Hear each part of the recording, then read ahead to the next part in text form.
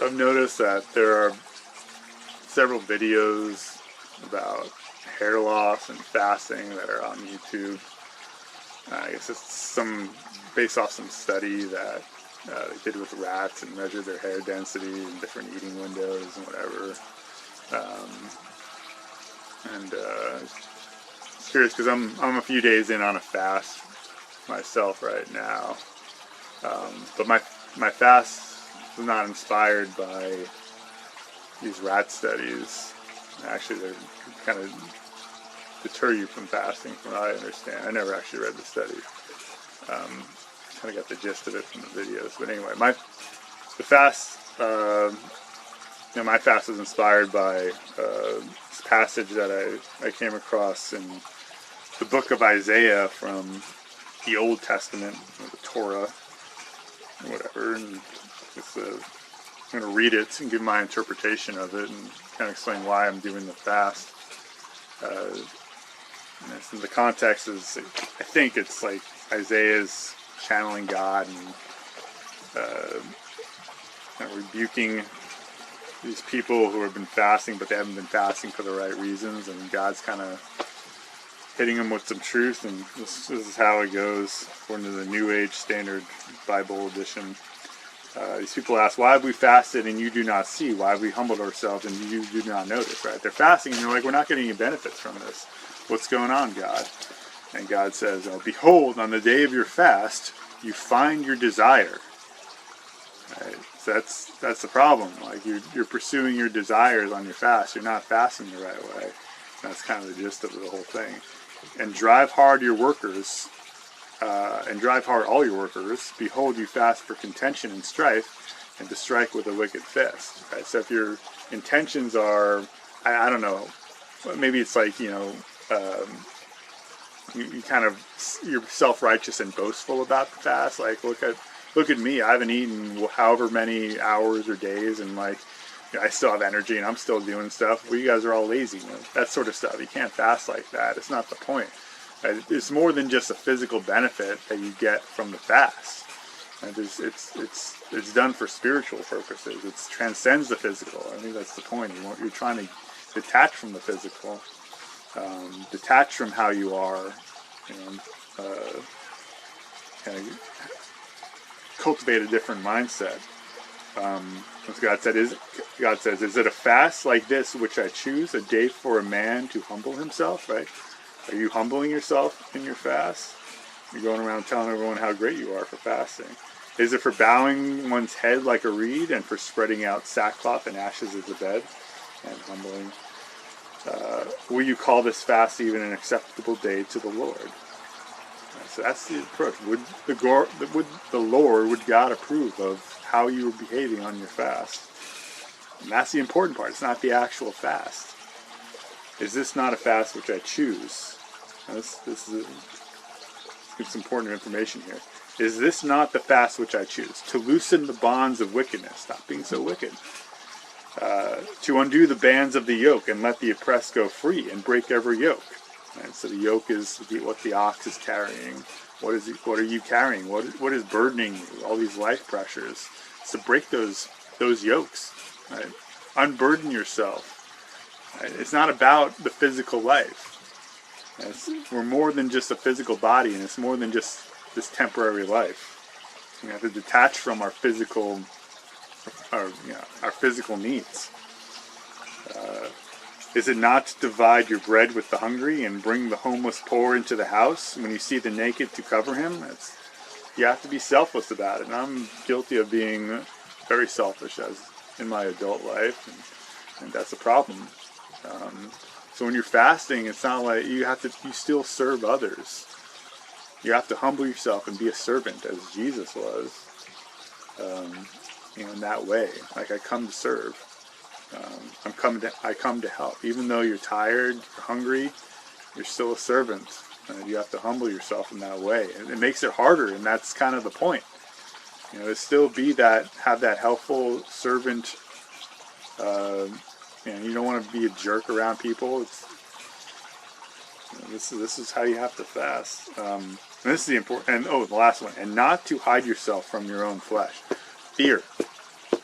Our physical bodies and our physical life creates fear. And I'm guilty of this. I'm realizing all the ways that I'm living in fear. And that's the problem. Fear festers, creates these negative emotions. We have to get over that fear. And that's part of, I think, our journey as men. Is why we have that iron influx after puberty, is we get that masculine fear-conquering energy. We have to do it. We can't live in fear. And we have to, and to be able to overcome fear, we have to recognize that we're more than just like these physical bodies and have this physical life. You know, there's something more important. We have to see the bigger picture. We can't live in fear. We can't hide ourselves from our own flesh. We have to be out there showing off, like, well, who we actually are, and that our truth. We have to live our truth. God made us somebody, and we have to become that person. We can't have fear. We can't be like, oh, well, it's kind of impractical, and if I do that, it's kind of risky. You got to conquer the fear. That's what the iron's there for. We have to become who we're meant to be. We can't hide from ourselves. And then if we do all these things, right, if we unburden ourselves with all the life pressures, we detach from our physical bodies, and we serve others, and we don't live in fear, then your light will break out like the dawn, and your recovery will speedily spring forth, and then we can heal. And it's more than that. Our people will recognize like this spirit in us. They can see it. We'll just be glowing with spirit. We'll inspire others, and that's when we heal. When we have the spirit heals us. There's some nutrient stuff that heals us as well, but the spirit is also, it's probably more important than all the diet stuff, all the biohacking. You can't biohack your way through life. It's about the spirit. You can't ignore it. That's the most powerful healing, I think. It's one we've lost, we haven't tapped into in modern times, because we're so focused on the physical. Anyway, and your righteousness will go before you. The glory of the Lord will be your rear guard. Then you will call, and the Lord will answer. You will cry, and he will say, here I am.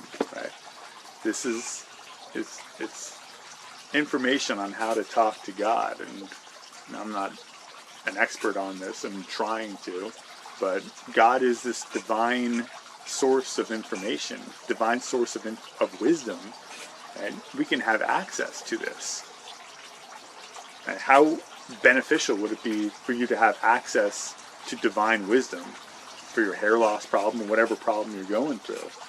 Right? Can I figure out how to regrow my hair? No. But if I have access to divine wisdom, maybe I can figure it out. This is how we can problem solve in probably effective ways. Anyway, but that access to God is kind of like the point of this. Like this, God's here to help. Right? This divine wisdom's there for our benefit. And we can access it if we fast in the appropriate way and we humble ourselves and do all those things. If you remove the yoke from your midst, and that's how we have to unburden. We have to detach from the physical stuff. The pointing of the finger and speaking wickedness. I do this all the time. I get natural to blame my wife or whatever. Blame someone else for what happened, all the negative things that happen to you. God doesn't like complainers. You can't complain. And it's hard. It's hard not to complain, even if you're justly complaining. Like, hey, you did that was wrong. Like, just let it go. It's hard to do, and I'm struggling to do it myself. Speaking wickedness, don't talk bad about other people, or whatever. God doesn't like that. He's not going to talk to you if that's your disposition. If you're blaming people and talking bad about them behind your back. It's easy to do, but we can't do it. If we want to heal, if we want our light to break forth like the dawn, keep going. And if you give yourself to the hungry and satisfy the desire of the afflicted, then your light will rise in darkness. Right? If you serve others, then your light will rise in the darkness, and your gloom will become like midday. Your darkness turn into light. All the darkest part of you, bring them to light, and that's powerful. And the Lord will continually guide you. Oh, that sounds nice. I'd like to have that. And satisfy your desire in scorched places, and give strength to your bones. Heal you. And you will be like a watered garden and like a spring of water whose waters do not fail. And that's how this is healing. But that's how we heal. We get this divine spirit that's got like the wind at our back, basically, healing us and giving us wisdom. That's the kind of healing that I'm interested in. I don't care about what eating window they had for rats, giving them this shitty rat food. I don't care about all that. I don't know, whatever their hair density. I don't know, whatever. I'm not a rat. Rats don't have the Holy Spirit in them. It's a rat. We have this opportunity. We're a unique creature on earth. We have this access to divine wisdom. We're here to evolve spiritually. And this is how we do it. We get this access to divine wisdom, and this thing just feeds us and heals us. And, and our light starts shining like the break of the dawn, and people notice it. That's what I want. And I don't care about autophagy and rat studies. I want this sort of healing. And then the end of this is pretty interesting too. It applies to my channel. It says, "Those from among you will rebuild the ancient ruins. You will raise up the old foundations. You will be called the repairer of the breach, the restorer of the streets in which to dwell." That's what alchemy is, or why I'm resurrecting alchemy, or not. I'm not resurrecting, but I'm using alchemy to describe my disease, to explain it, to try to solve it. These old ways, these old foundations, like the old ways of doing things, because those were the right ways. It was based on observation. It was based on careful observation, looking at the earth and seeing how things work.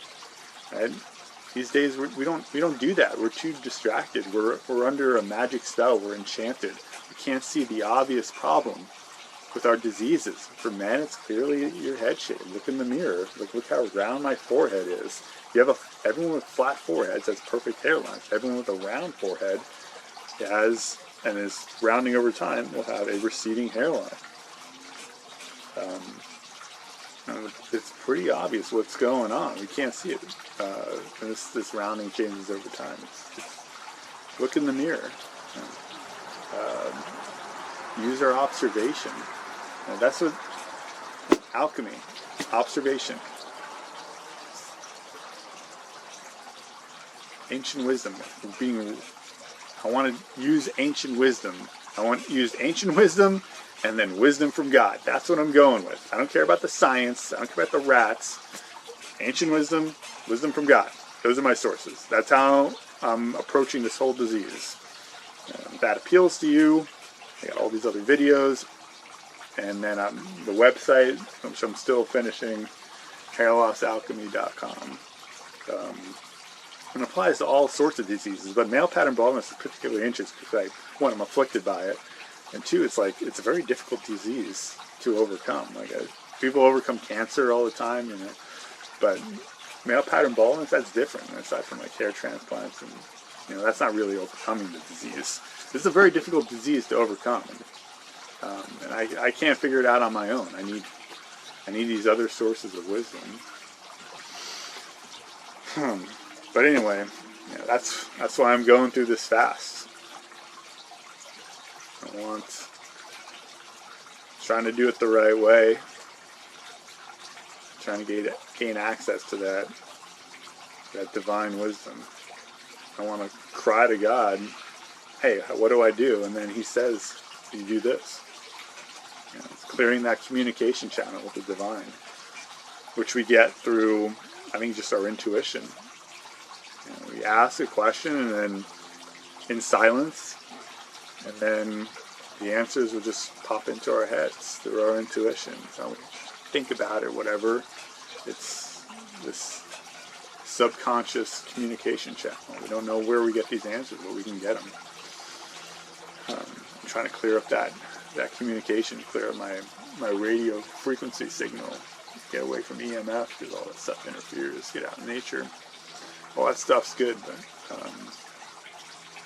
fasting and humbling yourself, this is how we clear all the obstructions in our communication with the divine wisdom, with God.